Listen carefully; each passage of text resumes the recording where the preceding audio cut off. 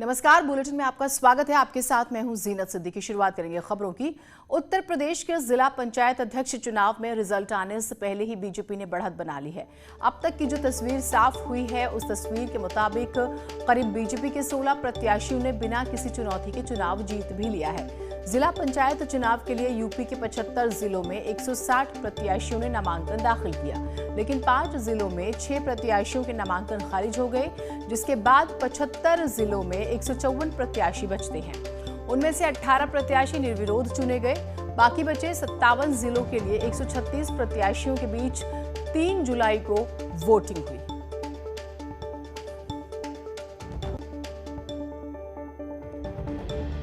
तो चलिए अब आपको ग्राफिक्स के जरिए बताते हैं कि किन जिलों से कौन से नेताओं ने जिला पंचायत चुनाव में निर्विरोध चुनाव जीता है। गोरखपुर से जब हम बात करेंगे तो साधना सिंह, अमरोहा से ललित तंवर, झांसी से पवन गौतम, ये वो नाम है हम आपको बता रहे हैं जो जीते हैं। गोंडा से घनश्याम मिश्रा, गाजियाबाद से ममता त्यागी, बलरामपुर से आरती तिवारी, आगरा से मंजू भदौरिया, मुरादाबाद से शेफाली सिंह, मऊ से मनोज राय, ललितपुर से कैलाश नारायण, मेरठ से गौरव चौधरी, बुलंदशहर से डॉक्टर अतुल तेवतिया, ये नाम हम आपको बता रहे हैं। गौतम बुद्ध नगर से अमित चौधरी, चित्रकूट से अशोक जाटव, श्रावस्ती से दहन मिश्रा, बांदा से सुनील पटेल, ये जीते हैं। वाराणसी में भी बीजेपी को निर्विरोध जीत मिली है। दरअसल बीजेपी प्रत्याशी के सामने खड़ी एसपी की चंदा यादव का पर्चा खारिज हो गया। इसके बाद बीजेपी की पूनम मौर्य निर्विरोध चुनाव जीत गए। इस मामले को लेकर एसपी नेताओं ने कहा है कि पार्टी नेतृत्व से बात कर कानूनी लड़ाई लड़ी जाएगी।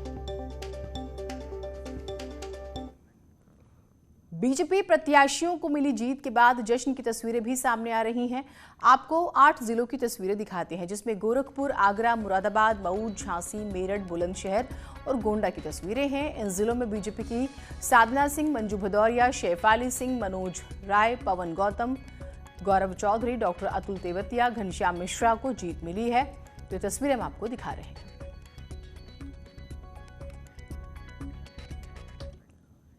इस चुनाव को तमाम पार्टियां विधानसभा चुनाव से पहले सेमीफाइनल के तौर पर मान रही हैं।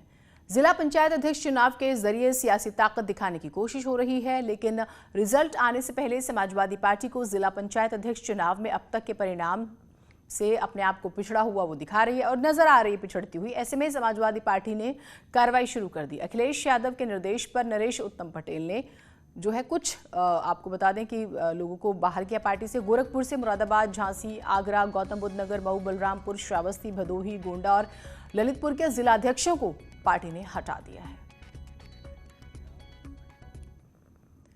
ऐसा नहीं है कि सिर्फ जिला पंचायत अध्यक्ष चुनाव में मिली हार के बाद एसपी ने कार्रवाई की है, बल्कि बीएसपी भी एक्शन में नजर आ रही है। सहारनपुर में बीएसपी के जिला पंचायत अध्यक्ष के घोषित उम्मीदवार नवीन खटाना को पार्टी ने बाहर का रास्ता दिखा दिया। आरोप है कि पार्टी विरोधी गतिविधियों में शामिल थे। नवीन खटाना का एक वीडियो वायरल हो रहा है, जिसमें दिखाई दे रहा है कि नवीन खटाना नरेश गौतम और जिलाध्यक्ष योगेश के साथ मारपीट कर रहा है। इस वीडियो के सामने आने के बाद पार्टी ने पार्टी विरोधी गतिविधियों और अनुशासनहीनता की वजह से उन्हें बाहर का रास्ता दिखाया। इस कार्रवाई के बाद बीजेपी प्रत्याशी की जीत की राह आसान हो गई है।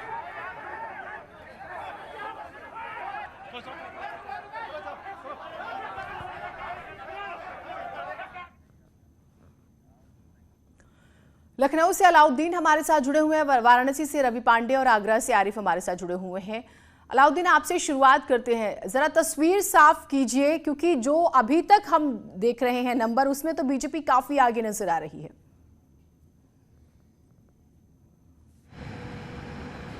देखिए, फिलहाल जहां पर तस्वीरें साफ हुई हैं वहां पर बिना इलेक्शन के, यानी जहां पर पर्चा दाखिला एक व्यक्ति कर पाया है, वो रिजल्ट आए हैं और लगभग जो है आप जीता ही मानिए इनको कि निर्विरोध जीते गए हैं। हालांकि जो सर्टिफिकेट है वो तय समय से यानी 3 तारीख को ही इन तमाम लोगों को दिया जाएगा। जो ख़ास बात है, जो घटनाक्रम कल का रहा लखनऊ में, उसका जिक्र करना भी बेहद ज़रूरी है। समाजवादी पार्टी ने 11 ज़िलों में आरोप लगाए कि निर्विरोध जो लोग चुने गए हैं उनके पार्टी के प्रत्याशियों पर कहीं ना कहीं से प्रेशर बनाया गया, चाहे वो आवेदक रहे हैं, चाहे वो प्रस्तावक रहे हों। इवन बलरामपुर को लेकर के उदयवीर सिंह जो कि एमएलसी हैं, जिन्होंने निर्वाचन अधिकारी के यहाँ शिकायत दर्ज की, उन्होंने कहा कि उनके प्रत्याशी को पुलिस ने अपनी गाड़ी में बिठा करके जो है टहलाती रही, देर रात यानी 3 बजे ले जा करके उसको जंगल में छोड़ दिया। फिर गोरखपुर की घटना का जिक्र, गाजियाबाद, मऊ, गोंडा की घटनाओं का भी जिक्र ऐसे ही करते हुए उन्होंने आयोग में अपनी शिकायत दर्ज की है। और देर शाम तक इन्हीं जिलों का, यानी कि जहां पर भारतीय जनता पार्टी के लोग निर्विरोध निर्वाचित हुए थे, समाजवादी पार्टी ने यहां के जिला अध्यक्षों को हटा दिया। सूत्रों के हवाले से जो खबर है वो ये है कि अखिलेश यादव बेहद नाराज थे इन जिला अध्यक्षों से, जहां पर निर्विरोध जो है चुने गए हैं लोग। साफ तौर से जो उनके जिला अध्यक्ष थे उन पर तमाम तरह से जिम्मेदारी मढ़ी गई और कहा गया है कि इनकी तरफ से कोशिश ईमानदारी से नहीं हुई। ऐसे में वो तमाम ज़िले जहां पर अभी इलेक्शन होने हैं उनको एक सकारात्मक संदेश देने के लिए, या फिर आप कह सकते हैं कड़ा रुख दिखाने के लिए बड़ी कार्रवाई की गई है, क्योंकि इस बीच में 29 तारीख को आवेदन के वापसी लेने की तारीख भी है। तो ऐसे में बहुत सारी जगहों पर इस तरह के प्रेशर भी है, जहां पर सिर्फ 2 लोगों ने जो है अपना पर्चा दाखिला किया, यानी भारतीय जनता पार्टी ने और समाजवादी पार्टी ने। तो ऐसे में सियासत में कई सारी चीजें इशारों में भी होती हैं और तो इशारा ठीक है, ठीक। अलाउद्दीन बातचीत करेंगे और वाराणसी से रवि हमारे साथ हैं। रवि, अलाउद्दीन ने एक बहुत अच्छी बात कही कि इशारा जो है वो ये माना जा रहा है कि विधानसभा में हमें जाना और अभी के जो नतीजे आएंगे उससे बहुत कुछ साफ हो जाएगा और एक माउथ टू माउथ पब्लिसिटी होती है, वो भी कोशिश होगी कि भाई हाँ, अब जैसे समाजवादी पार्टी शिकायत करे तो बीजेपी की बल्ले बल्ले नजर आ रही है। आप हमें वाराणसी की तस्वीर समझाइए। जी बिल्कुल, अगर विधानसभा के सेमीफाइनल की तस्वीर है तो लगभग बीजेपी की जो रिजल्ट है वो पास होती हुई नजर आ रही है। और बनारस में भी काफ़ी गहमा गहमी के बीच रात को 1 बजे निर्विरोध चुनी जाती है पूनम मौर्य। उसका सबसे बड़ा कारण ये था कि जो सपा प्रत्याशी है उनका नो ड्यूज पेपर बना, उन्होंने जो पेपर दाखिल किया था उसमें नो ड्यूज था और यही के कारण आपत्ति दर्ज की थी और वो आपत्ति रात को 1 बजे फाइनल हुआ और उनका पर्चा निरस्त कर दिया गया, जिसके बाद पूनम मौर्य निर्विरोध यहाँ से चुनी गई। रही बात वही सपा नेताओं की, तो सपा नेताओं का आरोप है कि प्रशासन ने पूरी तरीके से दबाव डाला है, पर्चा जानबूझ करके निरस्त किया गया है। लेकिन जो पेपर की जो कागजी जो कार्रवाई थी वो जो सामने आई उसमें यह था कि जो नोटरी की जो कागज थी वो चंदा यादव जो सपा की प्रत्याशी रही वो उनका नोड्यूस बाकी था और यही कारण था कि उनका पर्चा निरस्त किया गया। 2-2 सेट में दोनों प्रत्याशियों ने पर्चा दाखिल किया था, जिसमें से पूनम मौर्य का जो पर्चा है वो एक पर्चा सही साबित हुआ और चंदा यादव का पर्चा, दोनों के दोनों पर्चा खारिज हो गए। तो काफी गहमागहमी के बीच बनारस में पूनम मौर्य बीजेपी से जो प्रत्याशी है उनका जीत वो निर्विरोध जीत चुकी हैं। बिल्कुल, तो ये तस्वीर भी साफ हुई। आरिफ, जरा हमें आगरा के बारे में बताइए। देखिए, इस जिले पूरे प्रदेश में पंचायत के चुनाव हुए, लेकिन आगरा में सबसे ज्यादा बुरी हालत रही तो समाजवादी पार्टी की रही। 51 सीट में से महज सिर्फ 7 समाजवादी पार्टी की सीट समाजवादी पार्टी जीत पाई थी। लेकिन अब आकर जब जिला पंचायत अध्यक्ष का चुनाव हुआ तो समाजवादी पार्टी के पास कैंडिडेट तक नहीं था। यानी आप सोच सकती है सबसे ज्यादा बुरा हाल आगरा में था, क्योंकि आगरा में उनके पास न कैंडिडेट था न उनके पास कोई संख्या बल था। तो रणनीतिकार है समाजवादी पार्टी के, वो बहुत देर से जागे हैं। ये काम उनको बहुत टाइम पहले कर देना चाहिए। जिला अध्यक्ष को हटा के उन्होंने शायद छोटा सा मैसेज देने की जरूर कोशिश की है कि हटा दिया गया, कार्रवाई होगी, काम नहीं करेंगे या संगठन में काम नहीं होगा तो कार्यकर्ताओं पर कार्रवाई की जाएगी। लेकिन समाजवादी पार्टी के रणनीतिकार है, उनको समझना चाहिए कि ग्राउंड लेवल की हकीकत कुछ और है। खाली ट्विटर पे राजनीति करना, घर में बैठ के राजनीति करना, ये शायद उत्तर प्रदेश की राजनीति का हिस्सा नहीं है। उनको हर हाल में सड़क पर आना होगा और उसका नतीजा देखिए साफ तौर पर दिखा। समाजवादी पार्टी के पास उनका कोई कैंडिडेट तक नहीं था और इसलिए शायद जिला अध्यक्ष पर कार्रवाई की गई। कुल मिलाकर लब्बो-लुआब ये निकलता है कि भले पूरे प्रदेश में जिला पंचायत सदस्य समाजवादी पार्टी के भले ज्यादा जीते हों, लेकिन रणनीतिक तौर पर समाजवादी पार्टी पूरी तरह से फेल रही है और उसमें बहुजन जो बीजेपी है बहुत ज्यादा कामयाब दिखाई दी। देखिए साफ तौर पर जो मंजू भदौरिया है उन्होंने पूरी रणनीति दिखाई और निर्विरोध तकरीबन उनका चुना जाना तय है। समाजवादी पार्टी की बिल्कुल करारी हार है, उनकी रणनीति फेल है, उनके पास कोई विजन नहीं है। बहुत शॉर्ट में बताइएगा, मैसेज बहुत इंपॉर्टेंट है इस इलेक्शन के बाद से। अभी तक जो हम देख रहे हैं उसमें बीजेपी स्ट्रांग नजर आ रही है, आगे भी जो मैसेज कन्वे होगा वो बहुत इंपॉर्टेंट होगा।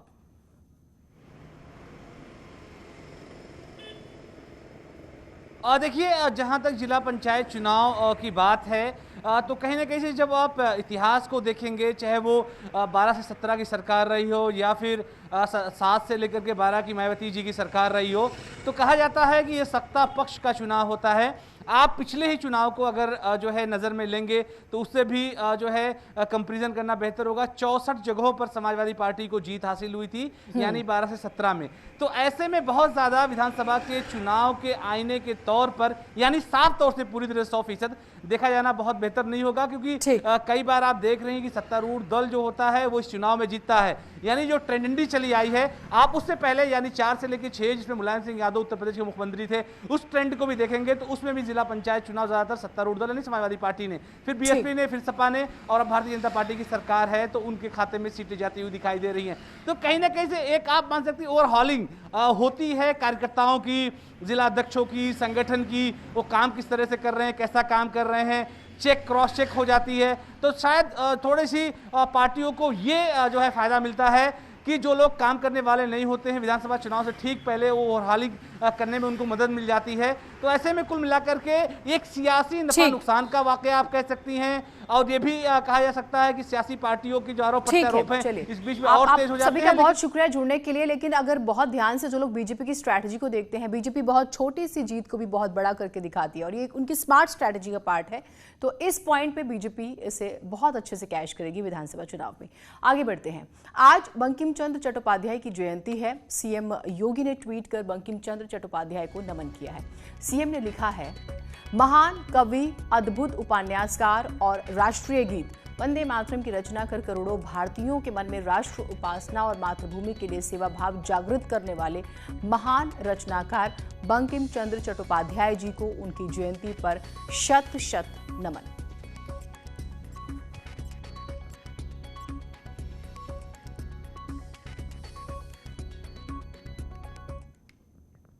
बागपत के सिंघावली अहिर थाना क्षेत्र में पुलिस और 2 बदमाशों के बीच मुठभेड़ हुई है।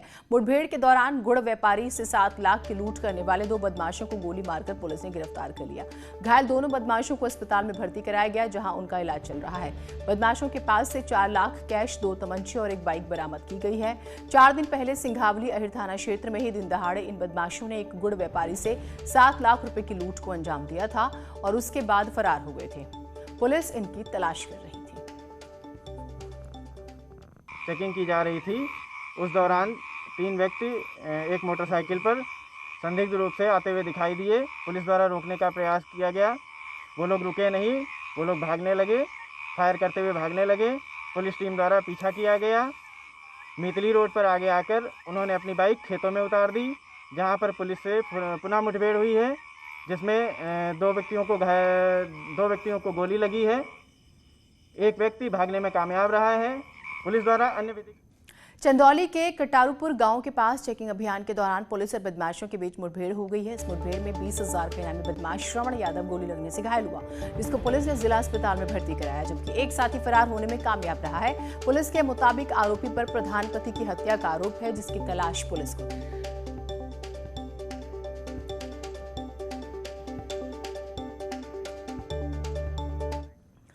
नेटवर्क 18 ये सुनिश्चित करना चाहता है कि हर भारतीय को कोविड-19 का टीका मिले। टीकाकरण